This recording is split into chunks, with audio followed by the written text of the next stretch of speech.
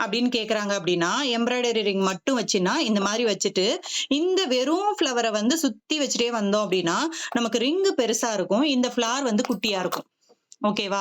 அதனால என்ன பண்ணுங்க, இந்த பெரிய ஃப்ளார குடுத்து, அதுக்குள்ள இந்த குட்டி ஃப்ளார குடுத்து எடுக்கும்போது, எங்கிருந்து நீங்க வந்து ஸ்டிச் பண்ணணும் அப்படின்னு சொன்னா, இத வந்து சுத்தி ஸ்டிச் பண்ணாம, இந்த எட்ஜ் இந்த ஜட பின்னல் இருக்கு இல்லையா? இந்த பின்னல் இருக்கு இல்லையா? இந்த பின்னலுக்குள்ள தான் நீங்க வந்து தையல் குடுக்கணும். நீடில் வந்து இந்த பின்னல்ல விட்டு, விட்டு எடுத்தீங்க அப்படின்னா தான், இது வந்து கரெக்ட்டா இப்படி வந்து உட்காரும்.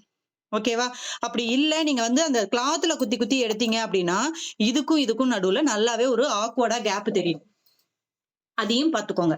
நடுவுல உள்ள கேப்ல இந்த மாதிரி குட்டி ஃப்ளார் இருக்கும் இல்லையா நம்மகிட்ட, அது வச்சு நீங்க மேட்ச் பண்ணிக்கோங்க. ஓகேவா? இது வந்து சிங்கிள் எம்ப்ராய்டரிங்கா இருந்தா.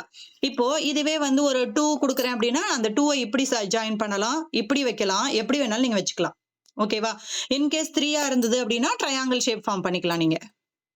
இந்த மாரி ஃபார்ம் பண்ணிட்டு, இங்க வந்து நீங்க வந்து என்ன குடுக்கலாம், இந்த மாதிரி நம்பர் ஃப்ளவர் பெருசு இருக்கும் இல்லையா? இது குடுக்கலாம். இல்ல இதுக்கு எல்லாத்துக்கும் நடுவுல வந்து நீங்க என்ன பண்ணிக்கலாம், இந்த மாதிரி ஒயிட் ஃப்ளவர் இருக்கு இல்லையா? இது குடுத்துறலாம். குடுத்துட்டு இந்த கேப்புக்குள்ள ஒரு ஒரு நம்பர் ஃப்ளவர் குடுத்துட்டு, இந்த இடத்துலலாம் நீங்க வந்து சாலிட் டியூப் குடுத்துக்கலாம். இந்த மாதிரி.